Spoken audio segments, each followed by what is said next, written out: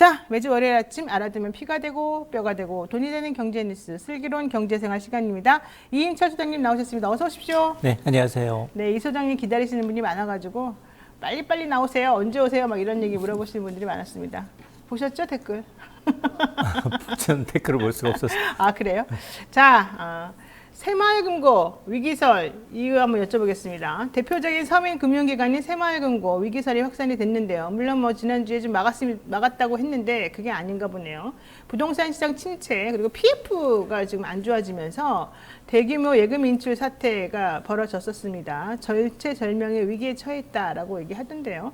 결과적으로 정부가 예금 전액 보장이라는 카드를 꺼내면서 뱅크런 우려는 줄었습니다. 사실 일반 그 금감원이나 금융위원회에서 관리하는 데는 5천만 원까지인데요. 보호 금액이. 근데 이 새마을금고는 행안부에서 관리한다고 그러더니 전액 보호라는 아주 비장의 카드를 지금 꺼냈습니다.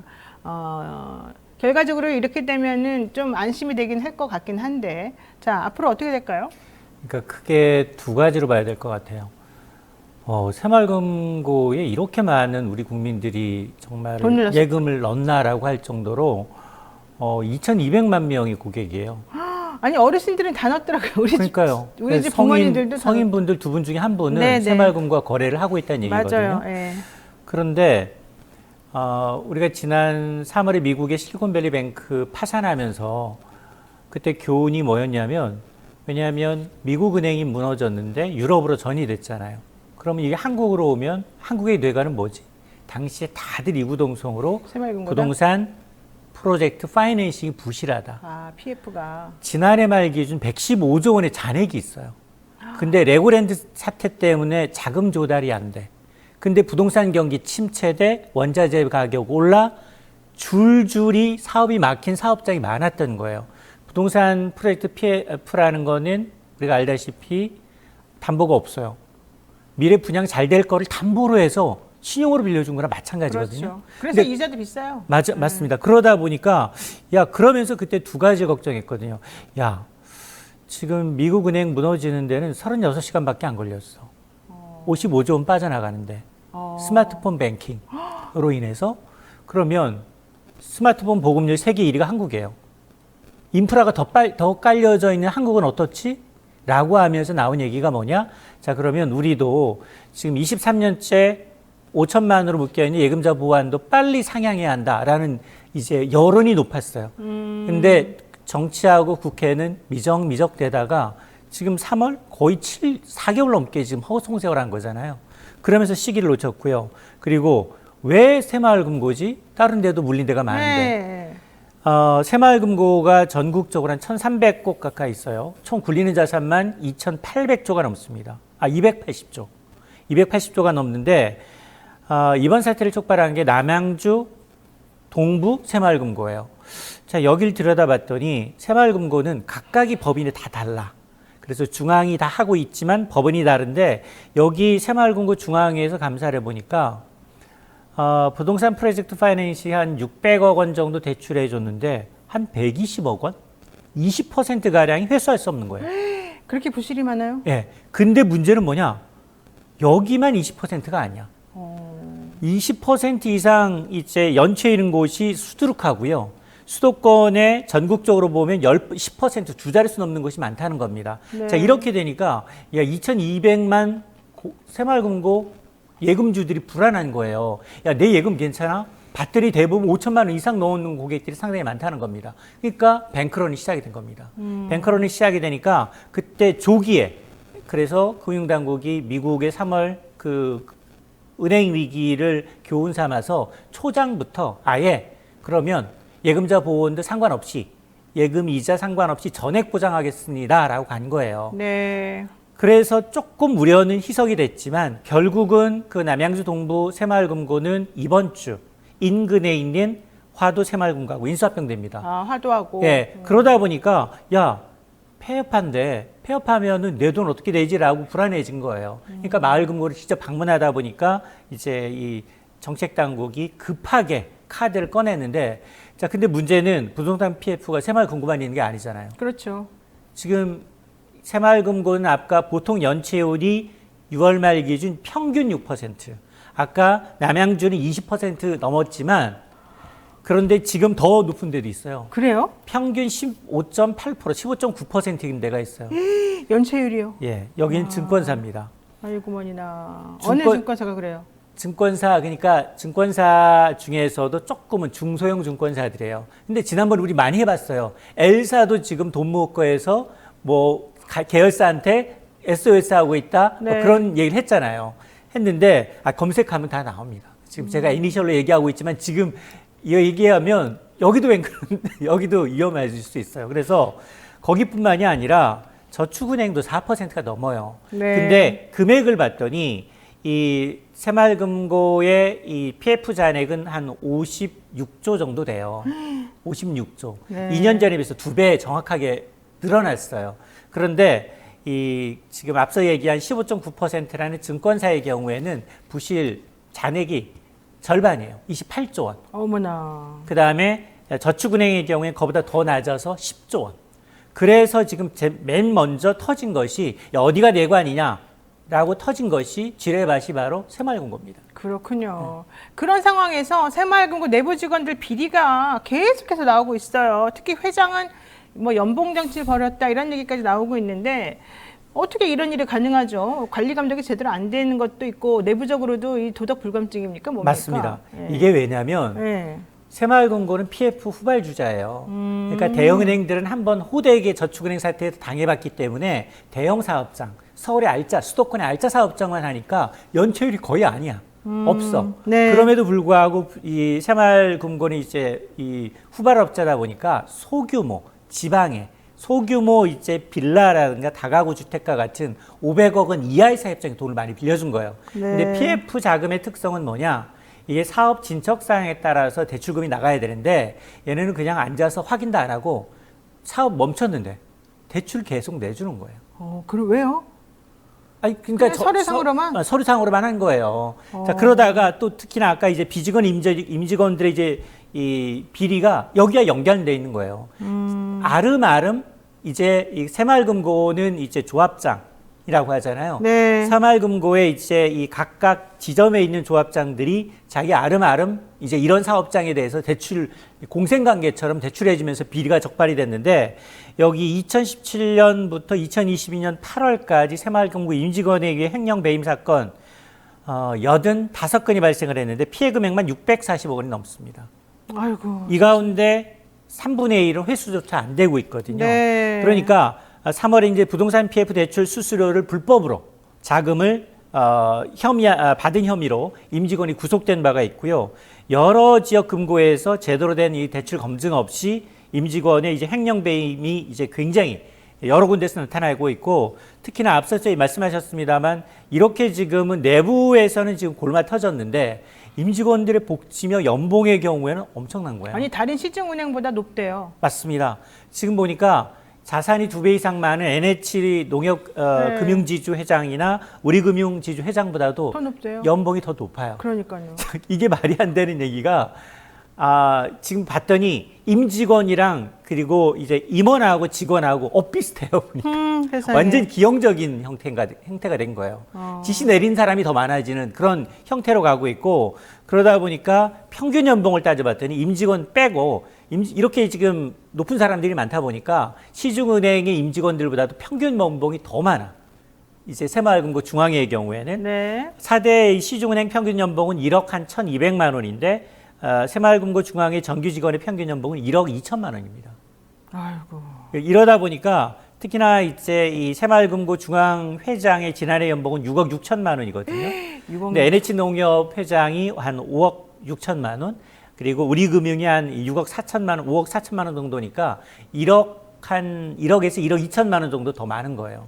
그러다 보니까 이 도덕적 불감증, 과도한 임금 체제, 내부 통제에 대한 부실 여러 가지 문제가 합해서 골마서 터진 겁니다. 자기네 임기 동안에 일단 딱 월급 고액으로 땡기고 자기는 나간다 뭐 이런 상황인가 보네요. 거기다가 이게 사실은 조합원들끼리의 이제 어떤 그 투표를 통해서 이제 지점장이 되고 그러거든요. 그렇죠. 자, 그러다 보니까 이게 윗사람한테 잘 보여야 되고 또 잘 보이면 그 당첨되면 또 그 사람한테 또 자리 챙겨주고 이런 것들이 있었나 봐요. 그거 상당히 문제인데 그렇게 가다 보면 악순환의 악순환입니다. 그래서 행안부가 이번에 전액 다 뭐 예금 보장해주겠다라고 하는 안이 사실은 그 서민이나 예금자 입장에서는 좋겠지만 나라 전체적인 측면에서 보자면 이거는 이렇게 도덕 불감증하고 자기네끼리 이렇게 부실하게 한 곳을 우리 세금으로 결국 메꿔주는 꼴이 되니까 이거 되게 옳지 않다 이런 여론도 많습니다. 맞습니다.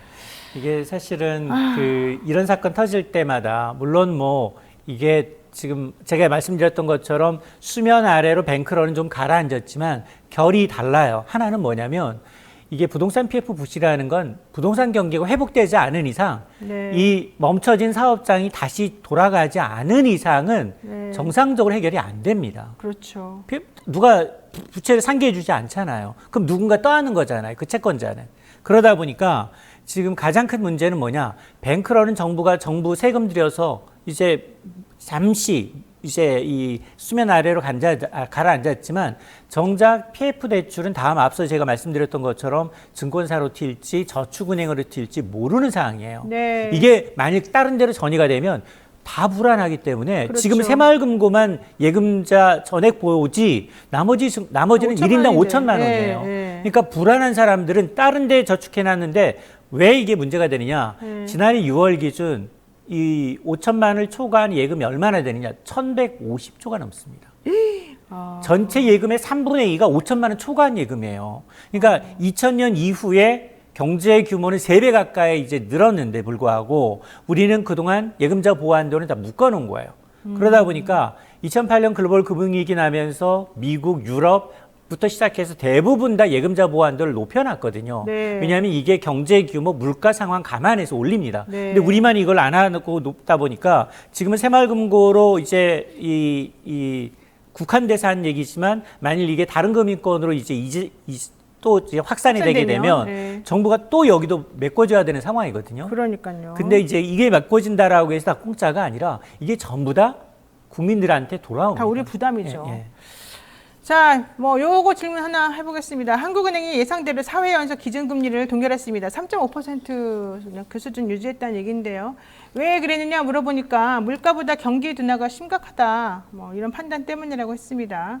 근데 이제 미국은 계속해서 금리 인상을 지금 하겠다는 것 같아요. 그러면 우리나라의 금리하고 미국 금리하고 차이가 나면 또 안 되기 때문에 우리도 이제 결과적으로는 조만간 또 그 수준에 맞춰서 올라갈 거로는 예상이 되거든요. 그러면 또다시 물가가 그냥 막 엄청 올라가지 않겠습니까? 맞습니다.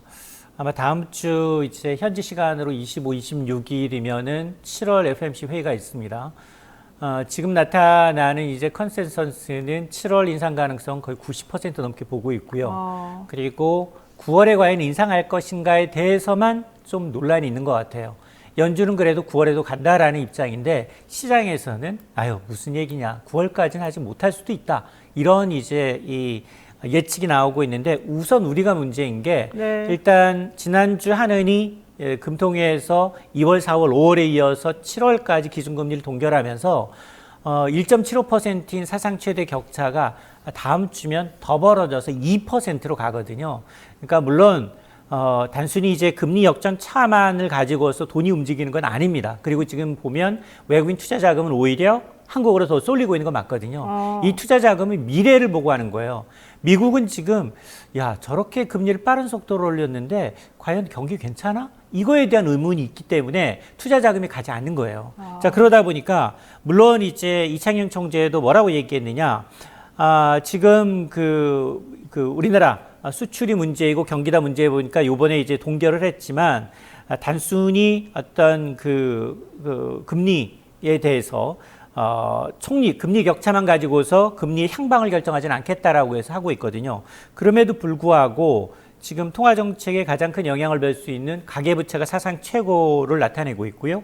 또 환율 변동성이 커지게 되면 그리고 만에 하나 미국과의 이제 금리 격차가 변하니 외환시장의 변동성이 좀 커지게 되면 네. 한은도 한 번 정도 추가로 한은 이제 금통위원 전원이 한 번 더 추가 금리 인상 가능성을 열어놓고 있는 상황이기 때문에 이건 아직 앞으로 발표되는 물가지표, 경제지표를 봐야 됩니다. 알겠습니다. 자, 근데 문제는 하나 더 있습니다. 정부가 부동산 경기 부양 정책의 일환으로 대출 규제를 완화를 했습니다. DTI 기준을 뭐 40몇 %에서 60% 정도로 좀 올렸거든요. 그러다 보니까 대출은 조금 숨통이 튀었는데 문제는 이제 이게 가계부채가 계속 늘어나다 보니까 더 이 인플레가 큰 일인 것 같기도 하고, 또 하나는 지하철하고 시내버스 요금 인상이 지금 예정돼 있거든요. 특히 시내버스 300원 올린다는 거잖아요. 라면값 50원 내리라고 그 난리를 쳤는데 공공요금은 더 이상 못 누른다는 거거든요. 맞습니다. 이게 다 전체적으로 어떤 영향을 미칠까요? 일단 가계부채는 이창용 총재도 가장 이제 큰 변수, 앞으로 통화정책에 영향을 줄 수 있는 변수다. 가계부채 증가세를 억제하기 위해서는 금리 더 올려야 될 수 있다라는 의미로 들리거든요. 네. 그런데 지금 보면 가계부채는 경제 규모 대비 우리나라가 세계 1위인 거 맞고요. 증가 속도도 가장 빨라요. 그러다 보니까 정부가 그동안 부동산 경기 침체를 조금 타개하기 위해서 대출 규제를 너무 많이 내려줬어요. 그러면서 특례보금자리론이라든가 가계대출이 석 달 연속 증가하고 있습니다. 문제는 연체율도 같이 올라가고 있어요. 특히나 영끌했던 2030 세대가 또 빚을 내서 집을 사고 있습니다. 아, 그래요? 근데도 지금 대출금리 더 오르고 있어요. 네. 대출금리가 지금 주택담보대출금리, 변동금리, 그리고 이제 고정금리가 거의 7% 육박할 정도로 네. 사라져 있는 상황이고, 또 하나는 물가도 심상치 않습니다. 지금 공공요금발 물가인데요. 지난달 소비자 물가는 2%대로 낮아졌지만 네. 지금 말씀하셨던 것처럼 다음 달 12일부터 시내버스 요금은 한꺼번에 300원이 오르고요. 네. 지하철 요금은 올해 10월 7일부터 150원, 다음에 내년에 150원, 합치면 300원이에요. 똑같습니다. 300원이 오릅니다. 그런데 지적하셨던 것처럼, 야, 라면값은 잡겠다고 지금 불러다가 네. 밀가루 제조업체들까지 이제 압박해서 내려놨어요. 그리고 우유값 인상하겠다고 하니까 아마 19일 정도면 우유값 인상 폭이 나올 텐데 유제분 업체를 불러서 우유값 인상 자제해달라고 요구를 했어요. 근데 정작 서울시가 뭐 시내버스 요금, 공공요금 인상한다고 하니까 이건 뭐 구태여 붙잡지 않은 모양새거든요. 맞아요. 이러다 보니까 이중잣대인 거예요. 아니 정부가 관리하고 있는 걸 잡아줘야지 되는데 이게 왜 문제가 되냐? 서울시가 올리면 지자체는 따라서 올려요. 시차를 두고. 전국이 다 똑같이 올려요. 물론 물가에 미치는 영향이 파급이 적다 하더라도 네. 사람들은 매일 이용하는 게 대중교통이거든요. 그러니까 체감 물가가 더 올라갈 수 있다는 얘기거든요. 맞습니다. 자, 그러다 보니까 특히나 이제 특히 라면이나 우유값에 대한 것보다 낙농업계가 반발하고 있는 건, 야, 라면업계하고 라면업계하고 이제 제과업체의 경우에는 지난해 가격 올려서 두세 배 올려서 되게 이윤이 많이 남았어. 근데 낙농업계는 사료값 오르고 계속해서 이윤이 사상 최고인 게 아니라 여기다가 더 억누르려고 하니까 이제 정말로 이 정부의 가격이나 정책에 대한 반발이 좀 심한 겁니다. 맞습니다. 자, 뭐 공공요금 그동안에 많이 억눌러 왔기 때문에 계속해서 무조건 억눌러라 할 수도 없는 상황인데, 또 현재 상황은 녹록하지가 않아서 많은 고민이 좀 있는 것 같습니다. 자, 오늘 말씀 여기까지 드려야 될 것 같습니다. 지금까지 참 좋은 경제연구소 이인철 소장이었습니다. 고맙습니다.